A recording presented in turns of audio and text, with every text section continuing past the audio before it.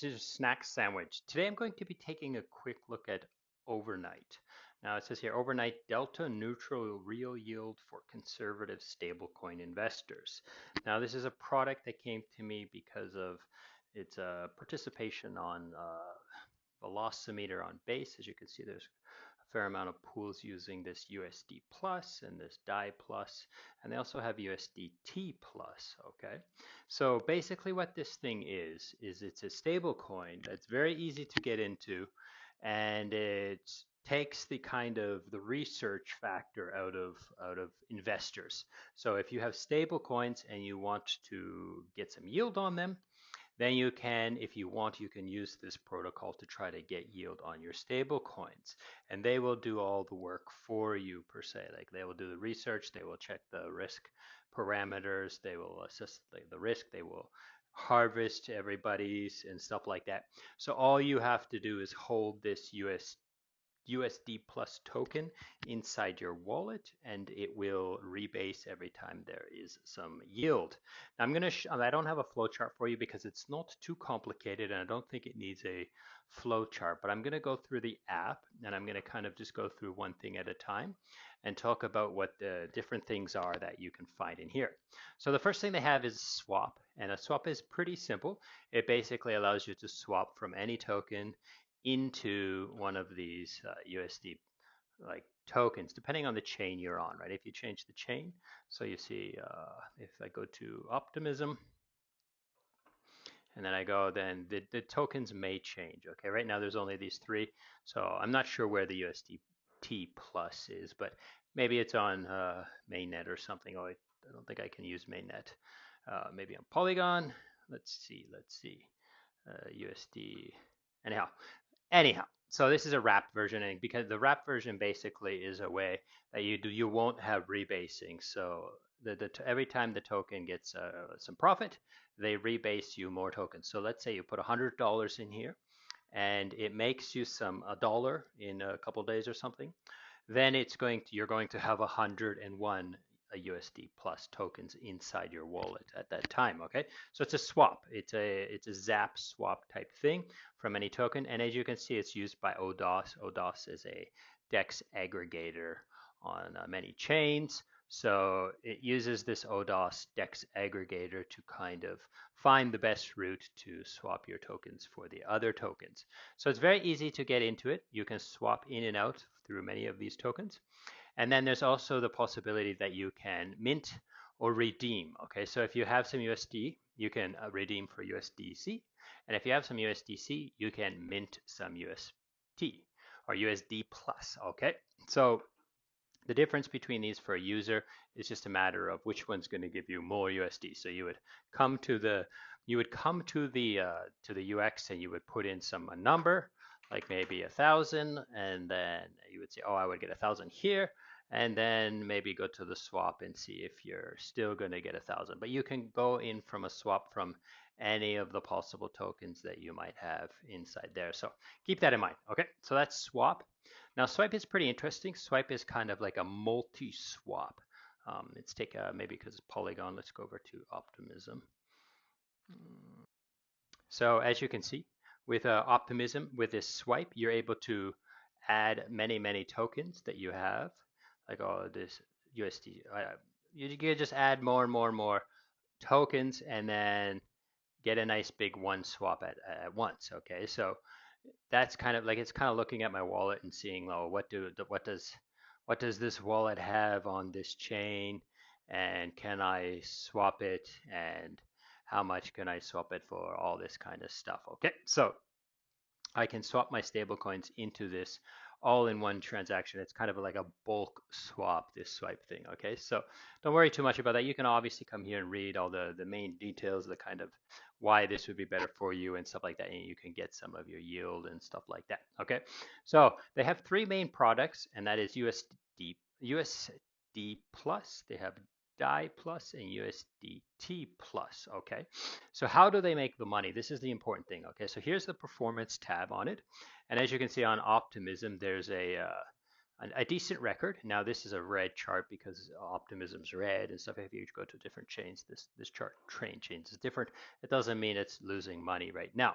But if you go down through here, you can see every day. So on the 25th, on the 24th, on the 22nd, maybe not every day, but close to every day, they do a rebasing. Okay, so 6.5% annualized. So what they will do is they will take the profit and they will share it pro rata against all of the USD plus holders. They will mint new tokens basically and just kind of rebase everyone's balance up if there's a profitable day. If it's a unprofitable day, then they will decrease everyone's balance accordingly. Now, if you go down through these charts, they seem to be have a pretty good track record, but there are black swans. There are cases where they might lose, there might be some loss.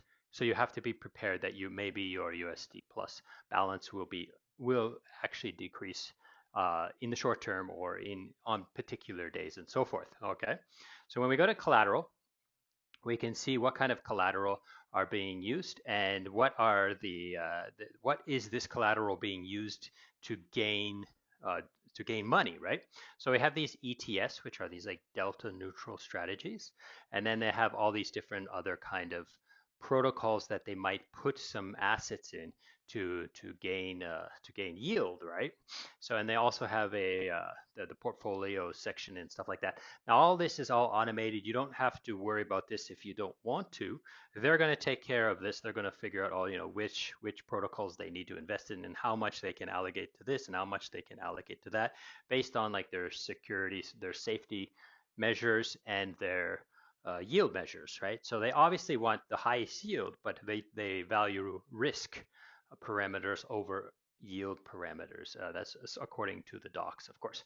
Now, I have read the whole docs, and it's like I said, it's pretty straightforward. But anyways, so that's pretty much it. Now there are some like yield farming opportunities. If you go here, they tell you, oh, you can go to this place or that place, and you can try to get some yield with these stable coins and stuff like that. Now, the last thing I'm going to go to is talk a little bit about this ETS. You can kind of pause this, or you can come check this out and read this.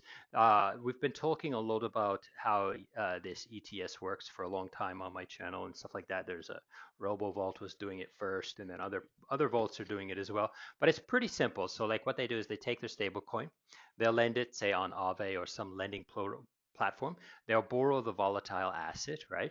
And then they will also pair that asset with the other asset. So let's say the underlying asset of this particular token is USDC, right? So they will take USDC, they'll borrow some, let's say WETH, and they'll pair WETH with USDC, and then they will use that to gain yield, right? So they'll gain trading fees, they'll gain trading volume, and perhaps even reward tokens that they can sell to the underlying assets, right? So this is pretty tough stuff. They have to monitor this. They have to really try to like watch it closely, because if this volatile asset price goes up, then their debt value goes up, and if the volatile asset goes down, and then their debt value will go down. However, there is impermanent loss because they are providing liquidity to liquidity pools. This is complicated stuff, so the point of this is that you can let them handle this. And if you go back to their track record, the performance of it, you can see that, well, let's go to the collateral. So if you see this particular yield farming strategies on Optimism is using this ETS on Sane. So they're borrowing from Sane, and then they're providing the USDC with OP on Velodrome and making about 42%, having about 42% of the assets of this backing doing that, okay? And if you go to the performance, you can see that they have a pretty good track record. I don't see any red days where they were negative rebasing because of it, but keep that in mind. If you don't like the idea of this delta neutral risk, then this protocol or this token might not be for you, okay? Now you can of course go to my dashboard and it'll kind of show you what you're holding and stuff like that, but I'm not going to bother too much with that, okay? Now the last thing I'm going to mention, it is a rebasing token. So the rebasing should go to you if you're holding this token inside your inside your wallet, right? If you're holding this USDC plus token inside your wallet.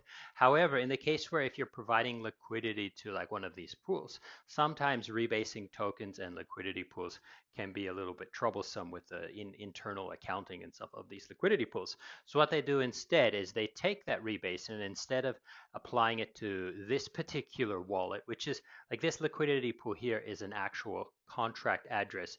It has this, oh, let me pull it down this way. It actually has a contract address that is similar to like a wallet address. And instead of sending the rebase to this particular wallet, they take that amount and they use it to bribe the voters to give you more APR. So if you are providing liquidity to this pool, and you're going to be getting APR and OBVM, and how does this APR come here is because they bribe the voters to vote APR onto this pool. So they use that rebasing amount, that the TVL of this amount, the amount that should be rebased to here, they use that to bribe this pool instead. Okay, so I think that pretty much covers it. This is a pretty quick video. There's not a super complicated thing. I think it's pretty straightforward, especially for you guys, my viewers. I think you will understand it pretty quickly. Just let you know that there are multiple strategies. The assets are delegated like across many different strategies, and they're doing their own like risk management to decide if these assets, if these strategies are too risky, not risky, or and so forth. So it's the type of thing where you don't really need to watch it closely, but they might start dealing with some protocol here that you feel is too risky for your taste, and then you'll have to, like, of course, exit your position if that's the case. Okay, so that's pretty much it for today. I don't hope this has been useful and interesting. It's not a super complicated idea here, but it's a pretty powerful concept in my mind. It's definitely good for somebody who just wants to kind of put some money in here and have a decent amount of risk, but get a decent amount of APY on their stable coins. Okay, so that's pretty much it for today. Thank you so much for watching. I hope this has been useful and interesting. And that's it. Goodbye. If you would like to support the channel, I would suggest you to check out the secretsandwich.xyz. It's the Secret Sandwich NFT project. You can come here, you can mint an NFT, or you can come and check out your NFTs.